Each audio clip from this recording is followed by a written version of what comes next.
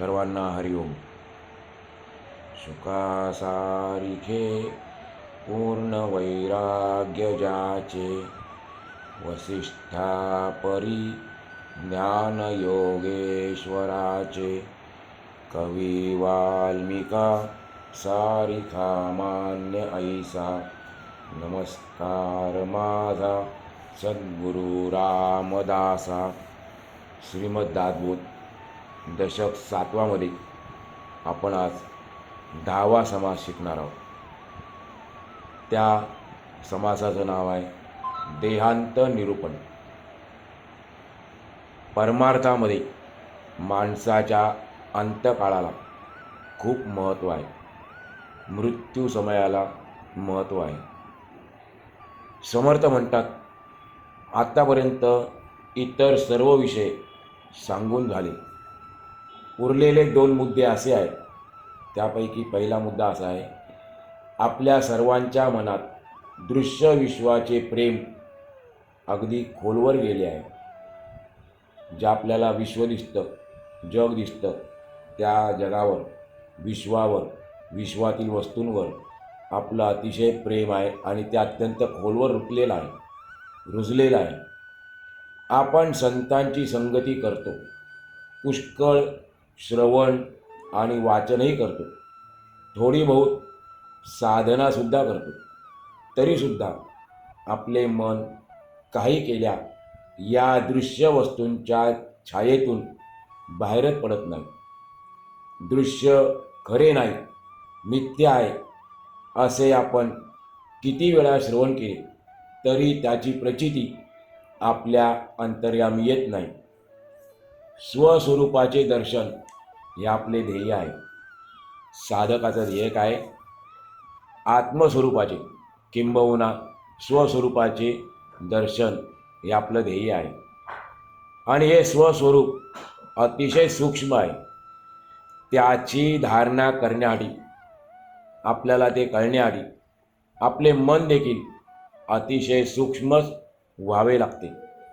दृश्य जग जे आहे ते अत्यंत स्थूल असल्याने त्याला खरेपणाने चिकटलेले आपले मनसुद्धा स्थूलच बनते. संत महात्म्यांच्या संगतीत राहून सातत्याने साधना केली तरच मन सूक्ष्म होते. आता हा अभ्यास कुठला? सातत्याने साधना करण्याचा अभ्यास एका जन्मामध्ये संपेल असे नाही. तो अनेक जन्म चालतच राहतो. जीवाचा भविष्यकाळ हा त्याच्या अंतकाळच्या मनस्थितीवर अवलंबून असतो. मृत्यूसमयी त्याची मनस्थिती कशी असते याच्यावर त्याला भविष्यकाळ म्हणजे पुढचा जन्म अवलंबून असतो. म्हणून मनुष्याच्या, विशेष करून साधकाच्या अंतकाळाला फार महत्त्व आहे. सामान्य माणूस केवळ देहाच्या अवस्थेवरून अंतकाळचे चांगले वाईट पण ठरवतो. परंतु स्वामीजी सांगतात ते काय बरोबर नाही.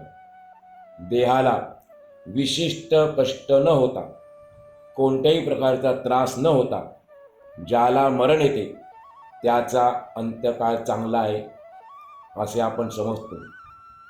पण या उलट देहाला कितीही कष्ट झाले तरी हरकत नाही, परंतु मृत्यूसमयी ज्याचे मन भगवंताच्या नामस्मरणात स्थिर राहते त्याचा अंतकाळ चांगला असे साधू संत मानतात.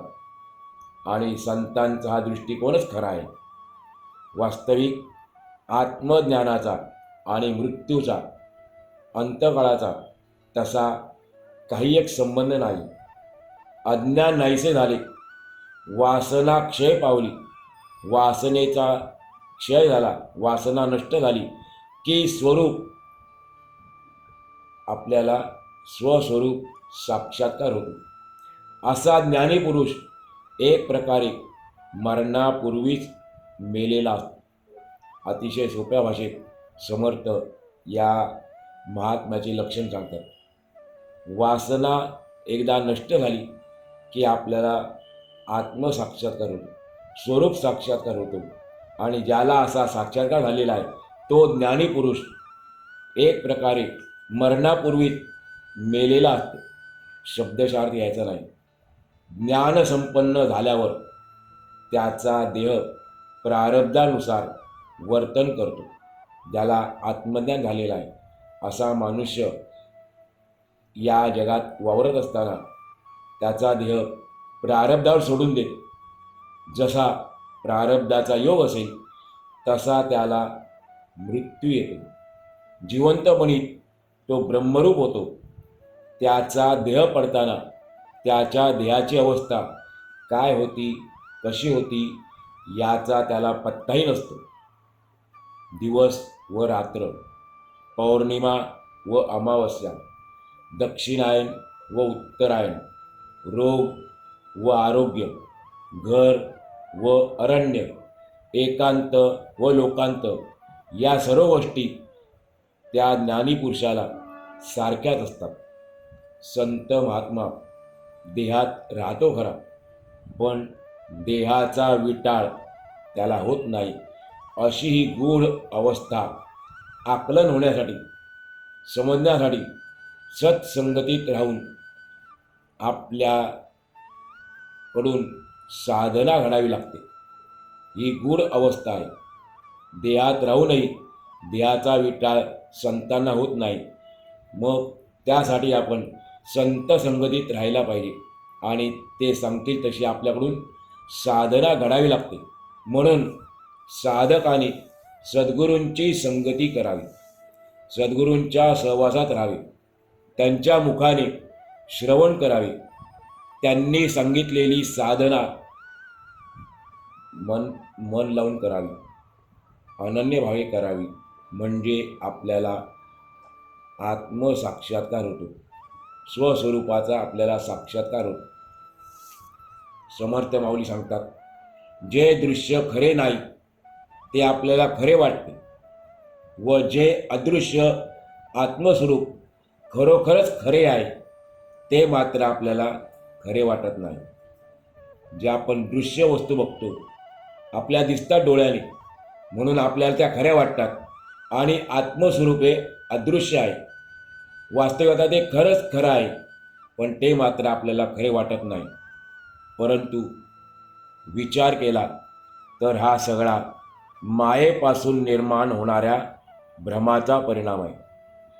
असत्य जगत आपल्या सत्य का वाटतं? मायेचा परिणाम. सत्य ब्रह्म, सत्य आत्मवस्तू आपल्याला असत्य का वाटते?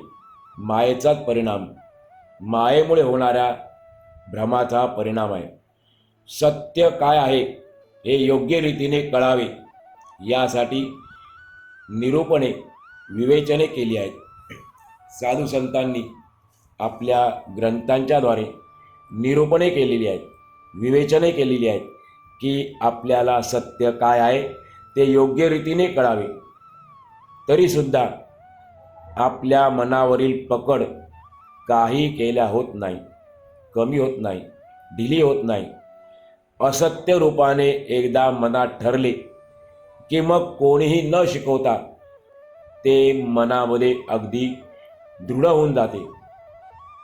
आणि त्याचा अर्थ असा आहे, अंतरी सत्य असूनही ते जेथल्या तेथे नाहीसे होते. वेद, शास्त्रे व पुराणे अनेक प्रकारचे निरूपण करून सत्याचे स्वरूप निश्चित सांगतात. म्हणून आपल्याला संत संगती करायची. त्यांच्या संगतीत आपल्याला या सर्व संत वाङ्मयाचा, वेदाचा, शास्त्राचा, पुराणाचा अभ्यास करता येतो. ते आपल्याला निरूपणाद्वारे स्पष्ट होऊन सांगतात, सोप्या भाषेत सांगतात. मग आपल्याला सत्याचं स्वरूप कळू शकतं. तरीही त्या सत्य स्वरूपाची आपल्याला साक्षात प्रचिती येत नाही. सत्य हे प्रत्यक्षात असूनही झाकले गेले आहे. सत्य आपल्याला सत्य का वाटत नाही? ते प्रत्यक्षात आहे खरं पाहायला गेलं तर, पण ते प्रत्यक्षात असूनही झाकले गेले आहे. आणि जे सत्य नाही म्हणजे असत्य आहे तेच सत्य म्हणून समोर आले आहे. अशा प्रकारे हा अगदी विपरीत प्रकार घडून गेला आणि ही सर्व मायेची करणी आहे. मायेमुळे आपल्याला हे सर्व असत्य दृश्य वस्तू, दृश्य जगत सत्य वाटतं. ही सगळी मायेची करणी आहे. संत संगतीत राहून श्रवण आणि मनन केले म्हणजे मायेचा हा प्रकार, मायेचा परिणाम लगेच आपल्या ध्यानात येतो. संतांच्या संवादात नुसतं राहिलो तरी पण आपल्याला एवढा मोठा परिणाम आपल्याला दिसून येतो. श्रवण आणि मनन केलं तर मायेचा प्रकार लगेच आपल्या ध्यानात येतो. समर्थ सांगतात, जीव परमात्म स्वरूपाशी तदाकार म्हणजे एकरूप झाल्यानंतर साधकाचे चित्त चैतन्यमय बनते. तो अतिशय समाधानी बनतो.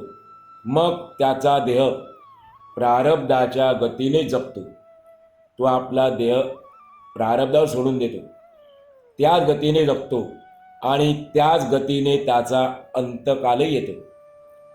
तो कसा, कोठे व केव्हा यायचा, साधकाचा अंतकाल मृत्यू समय कसा, कोठे आणि केव्हा यायचा ही सुद्धा प्रारब्धावरच अवलंबून असलेली गोष्ट आहे. मग तो कसाही असला तरी ज्ञानी पुरुषाचे समाधान अभंग टिकते. ज्ञानी पुरुष या गोष्टीला महत्त्व देत नाही. अंतकाल कसा आहे, कोठे आहे, केव्हा येणार आहे अर्थात कोणालाही माहीत नाही. तरी पण ज्ञानी पुरुष आपला देह प्रारब्धावर सोडून देतो, त्यामुळे त्याला याची चिंता लागत नाही. तो कसाही असला तरी ज्ञानी पुरुषाचे समाधान भंग होत नाही, ते अभंग टिकून राहते. आत्तापर्यंत या ग्रंथामध्ये आत्मज्ञानाचे शुद्ध सुसूत्र वर्णन केले, विवेचन केले. त्यामुळे साधकाला स्वस्वरूपाचे ज्ञान झालेच असले पाहिजे असं स्वामीजींना वाटतं. स्वरूप ज्ञानामुळे मनाचे संपूर्ण समाधान होते. ज्या वेळेला आपल्याला कळतं मी कोण आहे, स्वरूप ज्ञान म्हणजे काय, मी कोण आहे याचं आपल्याला खरं ज्ञान होतं, त्यावेळेला साधकाला समाधान प्राप्त होतं. स्वरूप ज्ञानामुळे आपले मनाचे पूर्ण समाधान होते.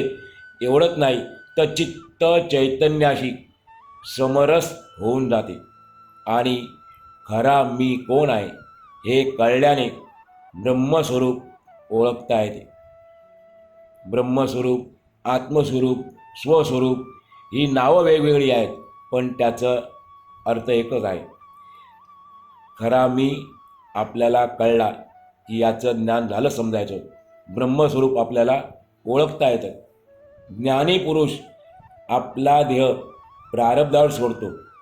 आत्मज्ञानाने त्याचे सगळे संशय फिटलेले असतात. त्याला कोणत्याही प्रकारचा संदेह नसतो. संशय दूर झालेले असतात. देहाचे खोटेपण कळल्याने ज्ञानी पुरुषाला देहाचे असत्त्व, मिथ्यात्व कळलेले असल्याकारणाने तो देहासंबंधी अनासक्त आणि उदार असतो. त्याला देहाची आसक्ती नसते. त्याला देहाबद्दल प्रेम नसतं, मोह नसतो आणि त्यामुळे त्याचे सर्व संशय निघून गेलेले असतात. देहाचे खोटेपण कळल्याने त्याच्यामध्ये हा बदल होतो. तो अनासक्त आणि उदार असतो. म्हणून मग आज देह पडला काय किंवा उद्या पडला काय, म्हणजे आज मृत्यू आला काय किंवा उद्या आला काय किंवा बरेच दिवस देह टिकला काय, या जगात राहिला काय, याचे त्याला दुःख जराही होत नाही किंवा सुखही होत नाही. ज्ञानी पुरुषाला आपले शरीर असत्यपणे भासते. म्हणजे शरीर सत्य नाही, शरीर शाश्वत नाही हे त्याला कळलेले असते. म्हणून त्याचे विकार त्याला जराही बाधत नाही. प्रारब्धवशात त्याचे शरीर जेथे पडते तीच पुण्यभूमी बनून जाते. आज आपण जर पाहिलं, साधू संतांनी ज्या ठिकाणी देह सोडला ती पुण्यभूमी झाली. म्हणून समर्थ सांगतात, त्याचे शरीर जेथे पडते ती पुण्यभूमी बनून जाते, कारण तो पुण्यात्मा असतो. आणि म्हणून त्यानंतर त्या महात्म्याची पुण्यतिथी आपण करत असतो. ज्या दिवशी ज्या तिथीला त्या महात्म्याचा देह पडला, ज्या जागी पडला, ती जागा पुण्यभूमी आहे आणि ती तिथी म्हणजे पुण्यतिथी आहे. खरे पाहिले तर साधू संत येऊन राहिल्याने तीर्थांनाच पावित्र्य येते. तीर्थ पवित्र आहेत, तीर्थक्षेत्राची ठिकाणं पवित्र आहेत, पण कोणामुळे? साधू संतांमुळे. ते तिथे येऊन राहिल्याने त्यांना पावित्र्य येते. संतांच्या वस्तीमुळे तीर्थाचे महात्म्य वाढते. ते जर तीर्थात येऊन राहिले नाही, साधू संत तीर्थक्षेत्राच्या ठिकाणी आले नाहीत, राहिले नाही, तर पुण्यक्षेत्र तीर्थांना कोणीच विचारणार नाही. आज आपण जातो तीर्थक्षेत्रा ठिकाणी, आपल्या मनामध्ये भावना आहे, श्रद्धा आहे, विश्वास आहे. साधू संतांच्या वास्तव्यात ती पवित्र झालेली आहे म्हणून आपण जातो. पण जर तिकडे साधू संत येऊन राहिले नाही, तर त्या पुण्यक्षेत्र तीर्थाला कोणीच विचारणार नाही. एखाद्या पुण्य नदीच्या काठी आपला देह पडावा म्हणजे आपल्याला मुक्ती मिळेल, हा आपला अज्ञानी सामान्य लोकांचा विचार आहे. आपण आता ऐकलं, मृत्यू केव्हा कोठे कसा येईल माहीत नाही, पण आपली एक इच्छा असते की आपला देह जो आहे, आपल्याला मृत्यू येणारच आहे, तर तो चांगल्या तीर्थक्षेत्रा ठिकाणी पडावा. पण समोर सांगतात, ही आपली समजूत आहे, चुकीचा विचार आहे. साधू हा नेहमीच मुक्त अवस्थेत असतो. देहाला मृत्यू येण्यास उत्तरायण हा काळ उत्तम, तर दक्षिणायन हा काळ निकृष्ट दर्जाचा आहे. हा तर देहबुद्धीचा भ्रम समजावा. म्हणजे जर आपला मृत्यू उत्तरायणात आला, 2 अयन आहेत, उत्तरायण आणि दक्षिणायन, तर उत्तरायण हा उत्तम काळ आहे आणि दक्षिणायन निकृष्ट काळ आहे. हा आपल्या देहबुद्धीचा भ्रम आहे. अंतर्यामी आत्मबुद्धी असल्या कारणाने आणि ती स्थिर झाल्याने साधू कालसत्तेच्या पलीकडे निस्संदेहपणे वावरतो. वास्तविक पाहता भगवद्गीतेबद्दल 8व्या अध्यायातून भगवान श्रीकृष्ण 24व्या आणि 25व्या श्लोकातून सांगतात अर्जुनाला. 2 श्लोक आहेत त्या ठिकाणी या बाबतीमध्ये. अग्निज्योतिरः शुक्ल षण्मासा उत्तरायणं तत्र प्रयाता गच्छन्ति ब्रह्मविदो जनाः धूमो रात्रि तथा कृष्ण षण्मासा दक्षिणायनं तत्र चांद्रमसं ज्योतिः योगी प्राप्य निवर्तते. याचा अर्थ असा आहे, आत अग्नी आणि बाहेर ज्योतीचा प्रकाश. शुक्ल पक्ष म्हणजे मराठी महिन्यातले पहिले 15 दिवस, त्याला शुक्ल पक्ष म्हणतात. आणि त्या 15 दिवसातलं वेळ कुठली? दिवसाची वेळ, रात्री नाही. शुक्ल पक्ष दिवस आणि उत्तरायणाचे 6 महिने.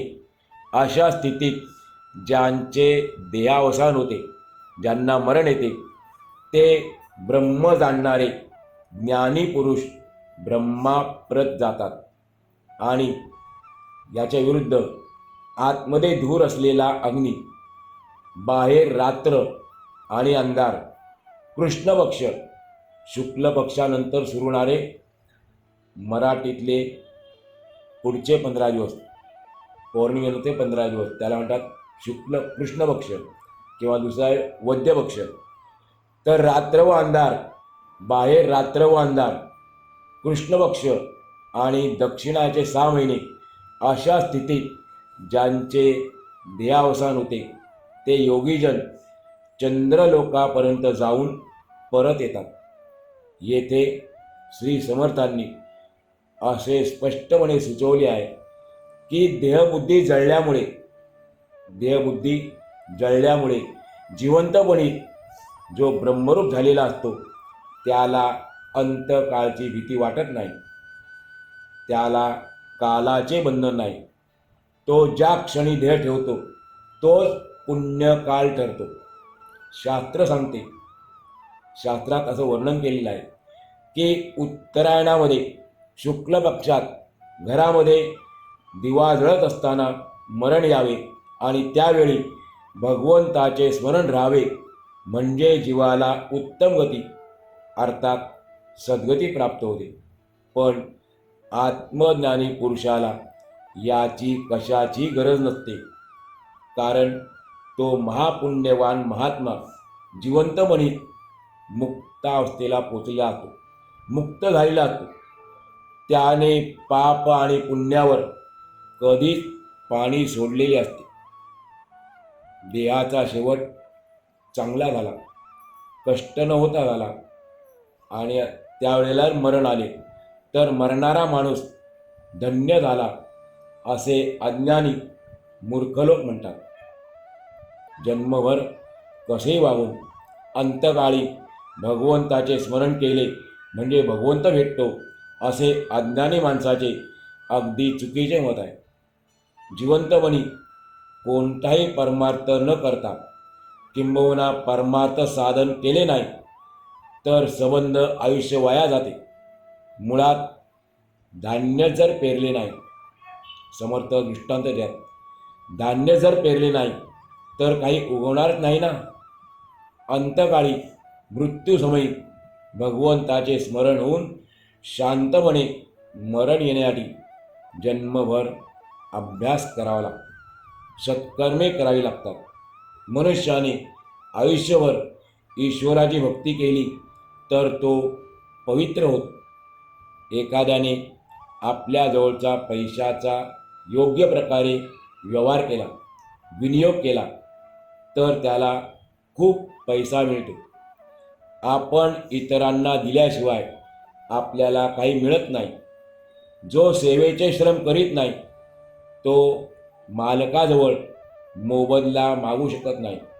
अगदी त्याचप्रमाणे जिवंतपणी जो भक्ती करीत नाही, नामस्मरण करीत नाही, त्या अभक्ताचे आत्मकल्याण होत नाही. तो चांगल्या अवस्थेला पोचत नाही. मरणानंतर त्याला मुक्ती मिळत नाही.